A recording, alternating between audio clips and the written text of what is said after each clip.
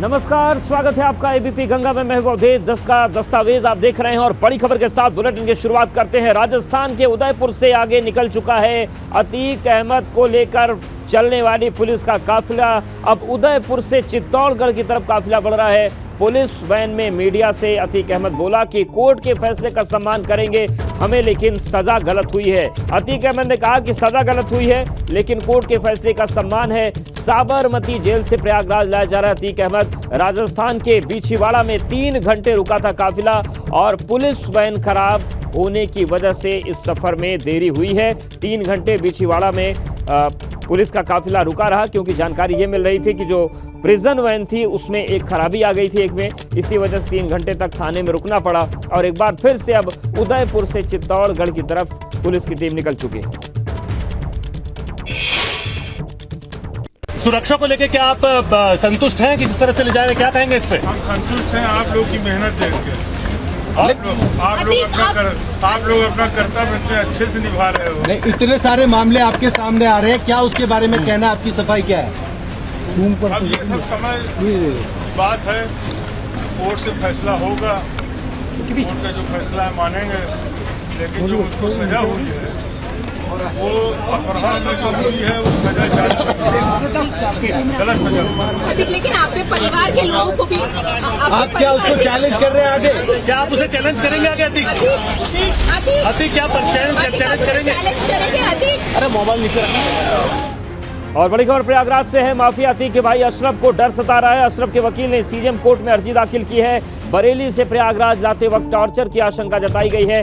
Court लाते वक्त और पेशी से पहले मेडिकल कराने की मांग की गई है। पेशी के वक्त कोर्ट में दोनों मेडिकल रिपोर्ट सौंपने की मांग भी की गई है। सीजेएम दिनेश कुमार गौतम ने धूमनगंज थाना पुलिस से 17 अप्रैल को रिपोर्ट मांगी है। अधिवक्ता विजय कुमार मिश्रा ने पक्ष रखा।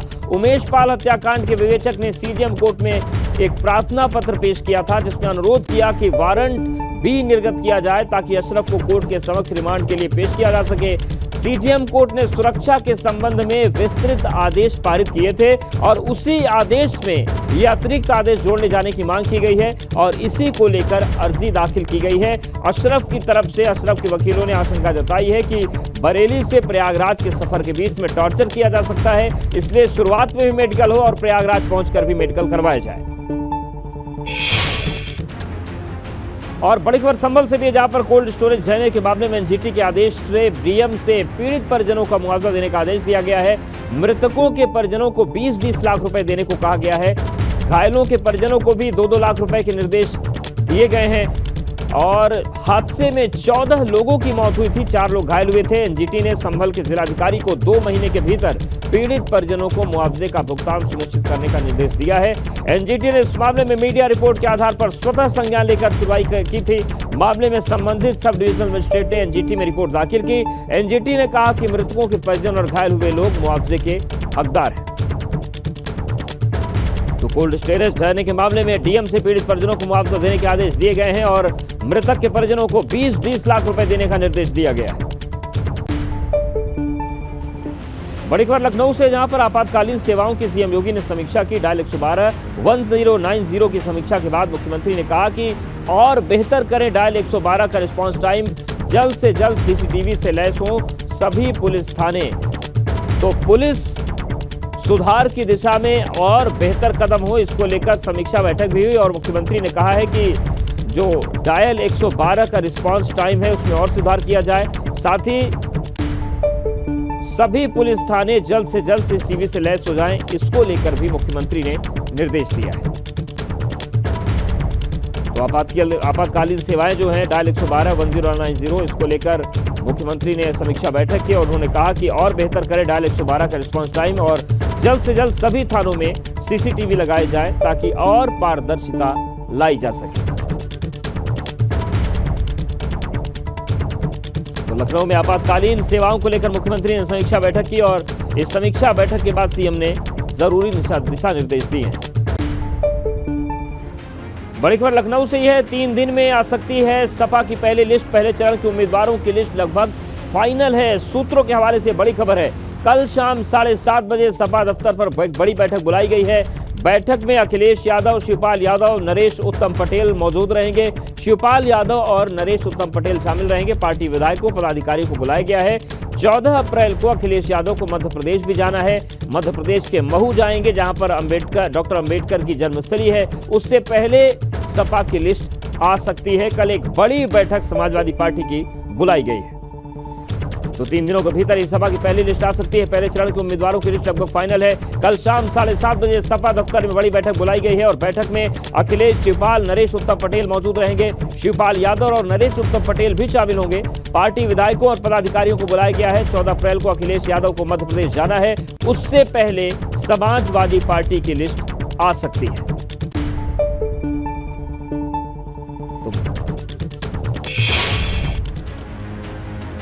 और अयोध्या से बड़ी खबर है, जहां पर सपा खेमे से इस वक्त की बड़ी खबर है। सपा ने फाइनल कर दिया है मेयर पद का प्रत्याशी। सूत्रों के हवाले से बड़ी खबर, अयोध्या से जयशंकर पांडे को टिकट तय है, ये बताया जा रहा है। तो अयोध्या से जयशंकर पांडे का टिकट मेयर के तौर पर सपा के खेमे से तय है। सूत्रों के हवाले से बड़ी खबर है। अखिलेश ने जयशंकर के नाम पर मोहर लगा दी है।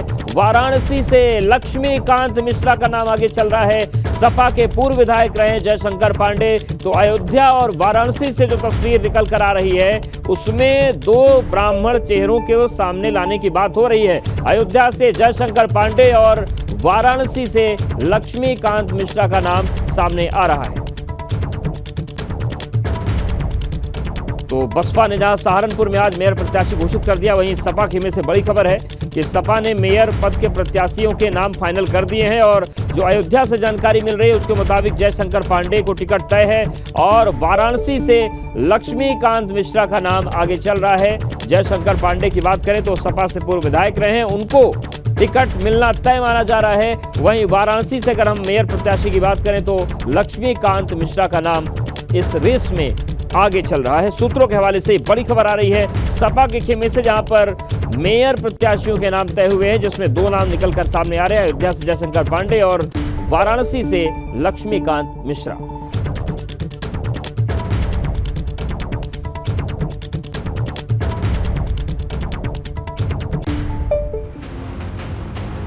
वहीं अखिलेश और जयंत पर भाजपा नेता संगीत सोम भड़के हैं। चुनाव के बाद देश छोड़कर चले जाएंगे, उन्होंने ये कहा है।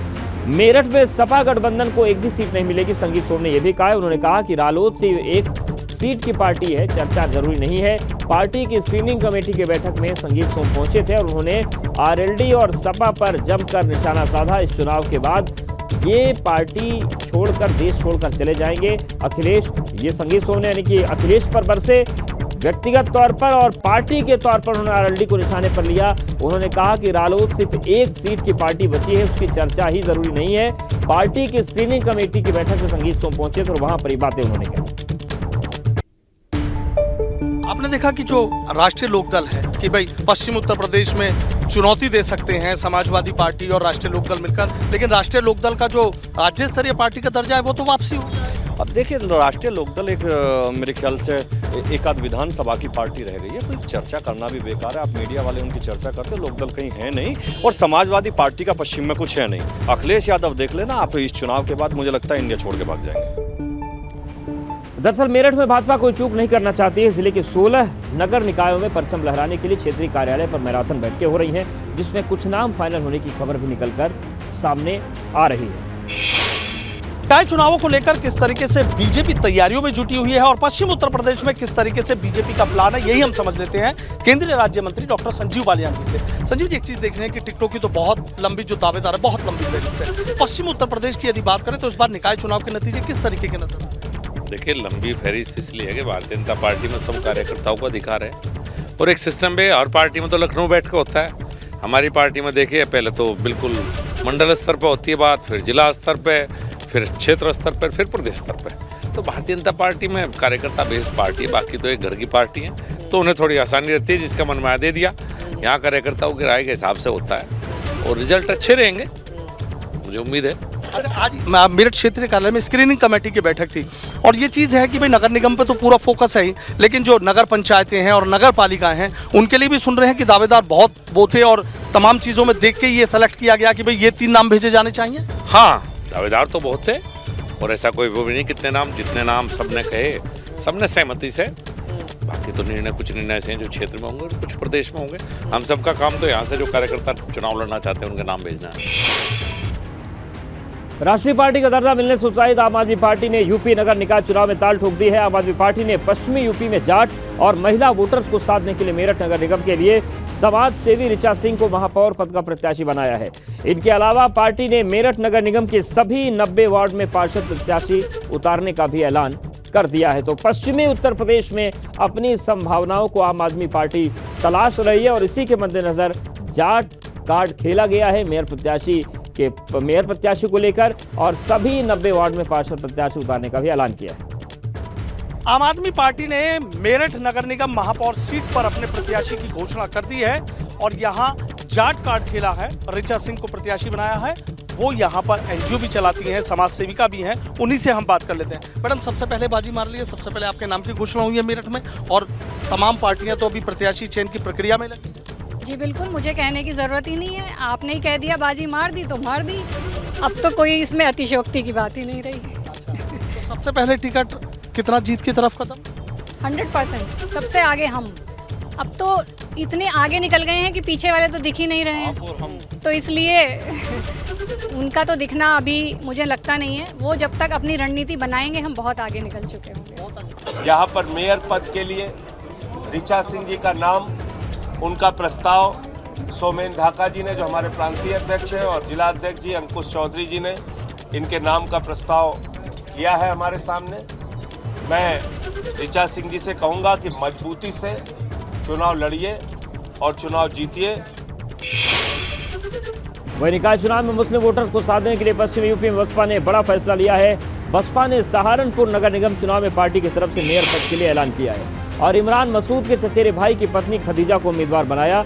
इसका ऐलान बसपा के उत्तराखंड कोऑर्डिनेटर शमसुद्दीन राइन ने इमरान मसूद के आवास पर प्रेस वार्ता में की है।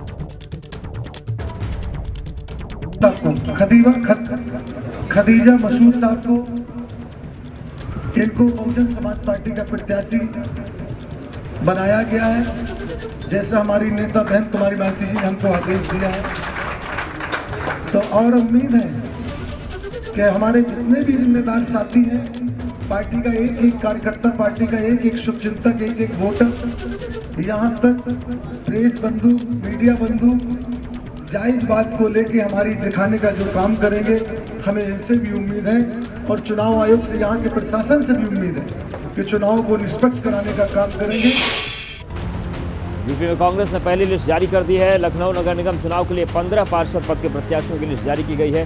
15 पार्षद प्रत्याशियों में 7 महिलाएं हैं। रामजी लाल नगर वार्ड से गिरीश मिश्रा, इस्माइलगंज प्रथम वार्ड से मुकेश सिंह चौहान, मालवीय नगर वार्ड से ममता चौधरी, गोमती नगर वार्ड से कौशल पांडे, लाला लाजपत राय वार्ड से शैलेंद्र तिवारी, गुरु नानक नगर वार्ड से पुष्पेंद्र श्रीवास्तव, सरोजनी नगर प्रथम वार्ड से सीमा पाल का नाम सामने आ गया है, फाइनल हो गया है। वहीं महाराजा बिजली पासी द्वितीय वार्ड से सुषमा भार्गव, राजाजीपुरम से गीता श्रीवास्तव, महाराजा बिजली पासी प्रथम से नाजिया बेगम, जानकीपुरम द्वितीय वार्ड से मोहम्मद शमीम। तो ये देखिए, हम तस्वीर आपको दिखा रहे हैं। कांग्रेस ने 15 पार्षद प्रत्याशियों की लिस्ट जारी कर दी है। बाबू जगजीवन राम वार्ड से श्रीमती किरण शर्मा, हजरतगंज वार्ड से सुभाष चंद्र श्रीवास्तव, चिन्हट वार्ड से अशफाक लाला, राजीव गांधी द्वितीय वार्ड से सलोनी केसरवानी और कांग्रेस पार्टी का अधिकृत प्रत्याशी घोषित कर दिया गया। मुन्ना मिश्रा भी साथ में हैं। मैडम, महिलाओं की संख्या बराबर है। 2 चीज़ों की बधाई मैं देना चाहती हूँ प्रदेश कांग्रेस कमेटी को भी और हमारे सभी साथियों को, कि जैसे कि बहुत सारे दल अखबारों में जिनके बयान छपते थे, टीवी पे जो बोलते थे कि वो कितनी तैयारी कर रहे हैं निकाय चुनाव की, आज कांग्रेस पार्टी ने ये दिखा दिया कि सबसे पहले सूची हमने जारी करके 15 प्रत्याशियों की हमने ये बता दिया कि हमारी कितनी तैयारी और कितनी गंभीरता है ये हमारे चुनाव से के लिए हम लड़ने, क्योंकि मैं मानती हूँ कि ये सबसे प्रमुख चुनाव है और यही दिशा तय करता है प्रदेश की राजनीति की पृष्ठभूमि होती है। और दूसरी बधाई इसलिए क्योंकि ये जो लिस्ट जारी हुई है इसमें 15 कैंडिडेट्स में लगभग 7 महिला कैंडिडेट्स हैं। तो ये दोनों ऐसी चीज़ें हैं जिसके लिए मैं कांग्रेस पार्टी को भी और हमारे सभी साथियों को, अध्यक्ष जी को और पूरे कमेटी के लोगों को बहुत बहुत बधाई। उत्तर प्रदेश कांग्रेस कमेटी ने आज पहली लिस्ट जारी कर दी है। उसमें 15 पार्षदों के नाम घोषित किए गए हैं। हमारे साथ प्रदेश अध्यक्ष ब्रजलाल खाबड़ी जी हैं, इसके अलावा आराधना मिश्रा मोना जी भी हैं। इनसे बात करेंगे। सर, आज पहली लिस्ट जारी हुई है, बाकी दल पीछे रह गए कांग्रेस? तो कांग्रेस को तो आगे आना ही आना है, सबको पीछे छोड़ के आगे आने की शुरुआत हमने कर दी है। और जिन साथियों को आज लड़ाने का फैसला लिया गया है वो हमारे पुराने से पुराने वर्कर हैं, जो झाड़ू वर्कर हैं, उन्हें हमने प्राथमिकता देते हुए आज उनके नाम की घोषणा की है। बाकी नाम कल परसों दोनों दिन में हम फाइनल कर लेंगे। साथ ही साथ महापौर का भी नाम 2-3 दिन में फाइनल हो जाएगा। आप हम सब मिल करके मोना जी, हम जितने भी साथी हैं, जो पदाधिकारी हैं, उनके सबके बीच में लखनऊ का हो गया, प्रदेश के अन्य नगर निगम और पंचायतों में, परिषदों, सब जगह काम जारी है। और कल तक हम ये बता देंगे प्रदेश भर में कहाँ कहाँ हमने इस काम को पूरा कर लिया है। यूपी निकाय चुनाव में आज से पहले चरण के लिए नामांकन शुरू हो गया है। 9 मंडल 37 जिलों में निकाय चुनाव के लिए नामांकन प्रक्रिया शुरू हो गई है। अलग अलग तस्वीरों के जरिए हम आपको ताज़ा अपडेट देते हैं। बात करें प्रयागराज की तो यहाँ पर काफ़ी मात्रा में लोगों ने पर्चे खरीदे हैं। इस बार वार्डों की संख्या 80 से बढ़कर 100 हो गई है। उधर आगरा में भी प्रशासन तैयारियों में जुटा है। डीएम नवनीत चहल ने तैयारियों को परखा। श्रावस्ती में पुलिस अलर्ट पर है। शहर से लेकर नेपाल की सीमा तक चौकसी बढ़ाई गई है। वहीं गोंडा में प्रशासन ने सभी तैयारियां पूरी कर ली। 323 पोलिंग बूथ बनाए गए हैं जिनका डीएम ने निरीक्षण किया। अमरोहा में डीएम ने तैयारियों को देखा। जिले में कुल 9 नगर निकाय हैं, जिसमें 5 नगर पालिकाएं हैं और 4 नगर पंचायत हैं। इसी वजह से जिले को 34 सेक्टर और 12 जोन में बांटा गया। इसके अलावा प्रतापगढ़ में भी नामांकन पत्र खरीदने के लिए कुछ देर तक हंगामा हो गया। इसके बाद प्रशासनिक अधिकारियों ने लोगों को समझाकर मामला शांत कराया। उधर रायबरेली में भी अधिकारियों ने नामांकन केंद्रों का निरीक्षण किया। तो ये 7 तस्वीरें हम आपको दिखा रहे हैं। और चुनाव की गहमा गहमी अब पूरी तरीके से तेज हो गई है। जो सियासी तापमान है वो चरम पर है। जोशीमठ आपदा को लेकर एनटीपीसी पहली बार सामने आई है, अपना पक्ष रखा है। एनटीपीसी का कहना है कि सुरंग की वजह से जोशीमठ शहर को कोई नुकसान नहीं हुआ है और इस तरह की खबरें अफवाह है। एनटीपीसी की सीजीएम आरपी अहिरवार से बातचीत की विवेक गंगा संवाददाता लक्ष्मण राणा। आगामी 27 अप्रैल को भगवान बद्री विशाल के कपाट खुलने हैं, लेकिन उससे पहले जोशीमठ बचाओ संघर्ष समिति ने एक बड़े आंदोलन का फिर ऐलान कर दिया है। उन्होंने कहा है कि जल्द एनटीपीसी की परियोजना को अगर बंद नहीं किया गया तो वो जोशीमठ में चक्का जाम करेंगे और यात्रा को सुचारू रूप से नहीं चलने देंगे। इसी पूरी मामले को लेकर हमारे साथ मौजूद हैं एनटीपीसी के सीजीएम आरपी अहिरवार। आइए उनसे बातचीत कर लेते हैं कि किस तरह वो जिम्मेदारी मानते हैं जो एनटीपीसी की टनल है।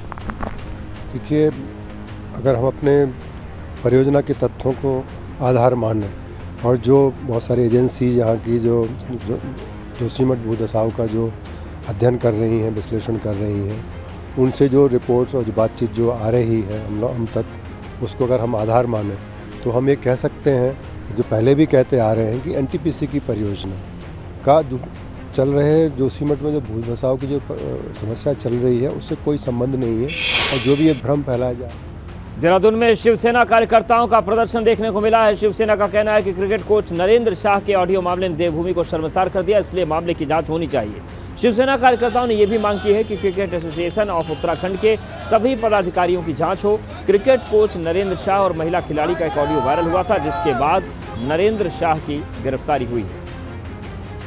शिवसेना की ये मांग है कि सीएयू भंग हो, ताकि आगे आने वाली हमारी जो जनरेशन है, हमारी बहू बेटियां हैं, माँ बेटियां हैं, उनके साथ आगे गलत ना कर पाए कोई।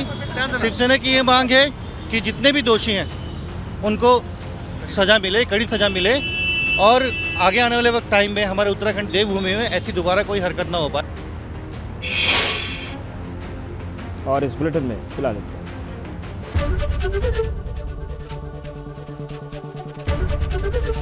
एबीपी गंगा, खबर आपकी, जुबान आपकी।